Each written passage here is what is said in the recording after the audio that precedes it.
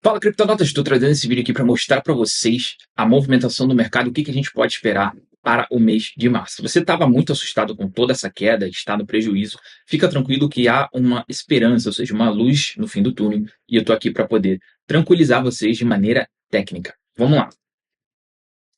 Aqui nós estamos no total. O total representa o fluxo monetário do mercado. Todas as criptomoedas? Não. Principalmente as maiores 121 moedas. Só que isso já é o suficiente para a gente ter uma noção média de fluxo de dinheiro entrando e de dinheiro saindo. Quando você vê que a gente teve de fato essa queda catastrófica, tá? Uma das maiores quedas que a gente já teve no mercado, isso assusta demais os investidores e com razão. Porém, se você olhar em questões estruturais, nós não perdemos a estrutura. A gente aprende que toda resistência rompida, ela serve como um suporte, certo? Se a gente tivesse perdido esse suporte aqui, que era uma resistência de um topo histórico anterior, nós estaríamos em apuros. Porém, de forma estrutural, nós já rompemos aqui em fevereiro e a gente retornou ainda em fevereiro antes de fechar o mês. Ou seja, a gente teve um rompimento sem continuação. Rompimentos sem continuação, para mim, mostra muito mais daquela movimentação, tá? Por quê? A gente interrompe uma continuidade da força contrária. Ou seja, se a gente teve uma queda catastrófica, a gente rompeu o suporte mais importante e não tivemos continuação, isso mostra que a força vendedora foi pega de surpresa pela força compradora. E isso mostra que temos uma região de demanda muito forte que fez com que a força vendedora fosse perdendo relevância. Logo em seguida, abrimos a vela do mensal. Isso eu já tinha trazido aqui para vocês, falei exatamente o que eu ia fazer, mandei para os meus alunos e todos nós estamos no lucro agora. Falei para vocês que eu ia pegar o fundo do mensal. E é isso que eu fiz. Eu estou em todas as minhas posições positivas. Porém, a gente tem que tomar cuidado com algumas coisas, principalmente com as altcoins. Por quê? Toda essa queda que a gente viu, ela foi mais forte em altcoins do que o próprio Bitcoin. Como eu sei disso? Se você colocar BTC.D, você vai ver a relevância do Bitcoin dentro do mercado no momento. Perceba que a dominância do Bitcoin, ela continua a subir. Tá? A gente teve aquela queda catastrófica, mas a dominância do Bitcoin, ela está subindo.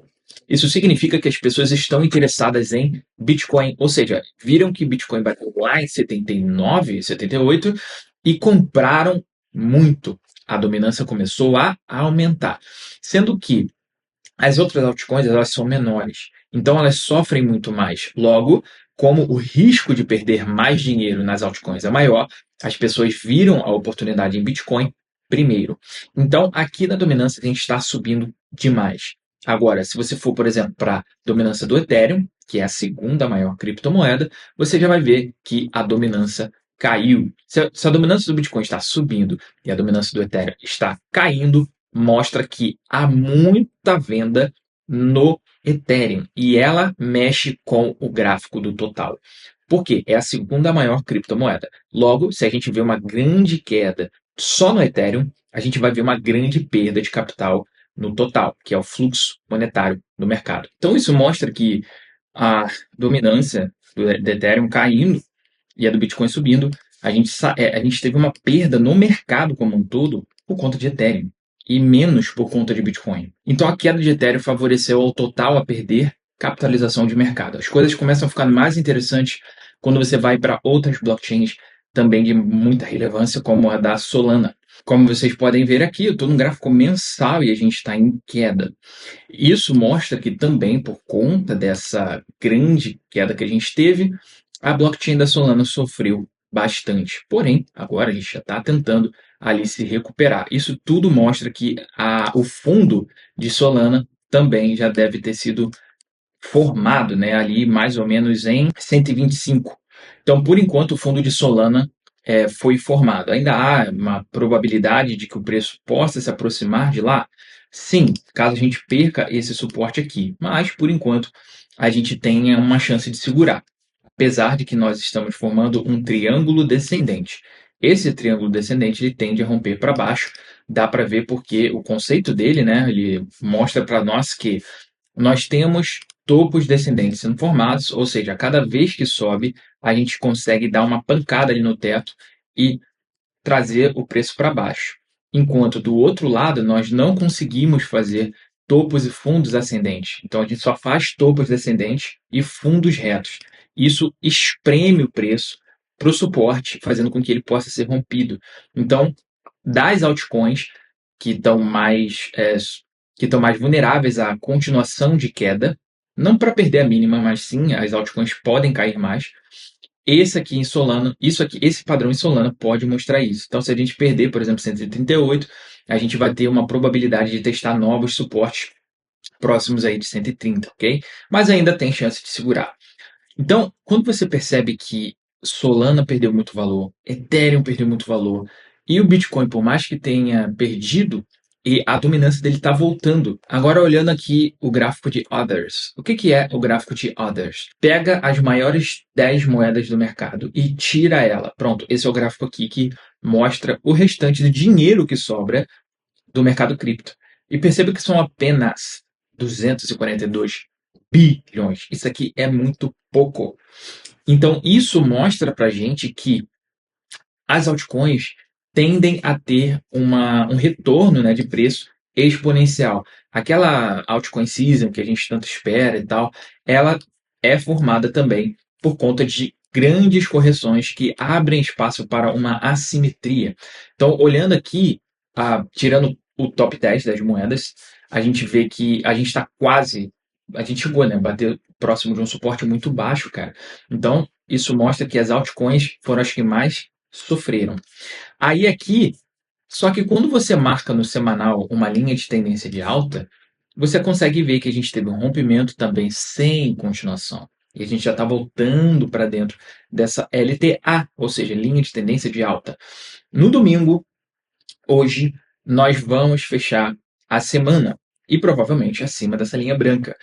Esse fechamento vai mostrar para nós que nós temos uma chance de recuperação das altcoins. Por mais que a gente tenha tido essa calamidade no mercado, também as altcoins não perderam a sua tendência de alta. O que aconteceu foi um retorno de basicamente toda a alta que ela entregou a partir do dia 4 de novembro de 2024, tá bom? Se você pegar a Fibonacci, por exemplo, você vai ver que a gente teve aqui um recuo de praticamente 78%. Chegou um pouco a mais, então pode ter sido um retorno ali de entrega, ou seja, isso pode se caracterizar, não é exatamente um bear market, ok? Mas em um bear market a gente vê uma desvalorização equivalente a 80%. A gente viu isso acontecer. Então, se a gente teve uma desvalorização de quase 85% e a gente já está retornando para dentro de uma linha de tendência de alta, a gente tende sim a continuar subindo. Isso vai fazer com que a gente ganhe aqui muito espaço de mercado, tá? Como eu estou em Others, eu vou colocar com essa ferramenta aqui para a gente ver em quanto em capitalização a gente conseguiria recuperar. Então aqui, ó, a gente tem mais 208 bilhões para poder entrar somente em Others. Isso entrando no mercado vai fazer muita diferença na capitalização? Nem tanto. Porém, em uma criptomoeda, por exemplo, que tem 500 milhões de market cap, 200 milhões de market cap, coisas assim, vai fazer com que ela se multiplique bastante. Eu estou falando de 208 bilhões. Então, por exemplo, se tem uma de 500 milhões e ela entra mais 500 milhões, vai fazer ali 1 bilhãozinho, ou seja, ela já vai ter subido 100%, tá bom? Então, nesse caso, as altcoins menores, elas começaram a ganhar uma relevância em relação à assimetria, só que o risco dela está maior no momento, porque a dominância do Bitcoin ainda está em alta. Enquanto a dominância do Bitcoin estiver em alta, as altcoins vão ficar um pouco mais lentas para subir. Então, sabendo-se disso, a gente tem que olhar a dominância do Bitcoin para ver para onde que ela vai, tá? A gente tem isso daqui, esse reteste que está acontecendo agora no momento, vai ser decisivo para que a gente veja se a gente vai fazer um pivô de baixa. Se a gente fizer o pivô de baixa, pode ser que a gente comece a aliviar nas altcoins também, ok? Então é isso que eu estou olhando. Se fiquem sempre de olho nisso. O padrão principal aqui do mercado era um ombro, cabeça e ombro inverso no 4 horas, só que ele está meio que muito fraco, ele ainda não conseguiu se estabelecer com muita precisão. Se você olhar aqui, a gente tem o ombro, cabeça e ombro inverso, abaixo de uma tendência de baixa, que é o ideal para a gente ver esse tipo de padrão, que é o padrão de reversão, porém ainda está tendo um pouco de dificuldade de andamento, tá? Mas, querendo ou não, é o que a gente tem que ficar de olho por agora. Portanto, quem está fora do mercado, ainda não tem nenhum tipo de exposição, precisa se posicionar.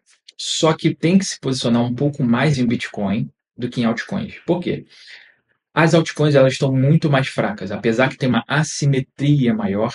As pessoas que estavam fora do mercado e não tiveram a oportunidade de comprar Bitcoin barato, que é a mais segura, querendo ou não, vão estar fazendo isso.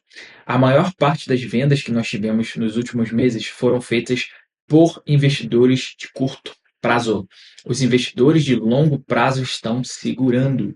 Ou seja, essa queda toda limpou essa galera que vendeu no curto prazo. A pressão de venda vai diminuir porque só quem está vendendo é quem entrou e perdeu dinheiro e está vendendo no desespero. Tanto que o indicador de Fear and Greed Index chegou a 10, tá? Ou seja, o pior já passou. Por mais que vocês vejam quedas grandes agora, elas podem não ser o suficiente para perder as mínimas. Então, dificilmente, eu acredito que a gente vai voltar lá para 79 agora. Não, é pouco provável que isso aconteça. E por enquanto a gente está numa distância ideal para que a gente não volte lá. Mesmo que a gente tenha uma queda até em 83.300, mais ou menos, a gente ainda estaria em ponto de partida para um pivô de alta em uma continuação da tendência, tá? Então, é isso que eu estou olhando. Já se inscreva aqui no canal. Se você ainda não é inscrito, deixa um like e me diz se você gostou do vídeo, o que você gostaria de ver, ok? Mais quedas a gente pode ver sim pela frente, mas não achem que a gente vai voltar lá para 78, porque é pouco provável. Eu acredito que o pior já aconteceu e as pessoas vão agora voltando a se posicionar em Bitcoin, ok? O diário continua em sobrevenda e apontando para cima. Então, isso me diz que eu estou tranquilo em relação às minhas posições e não vejo ainda um sinal alarmante para sair delas. Então é isso, galera. A gente se vê no próximo vídeo. Tamo junto.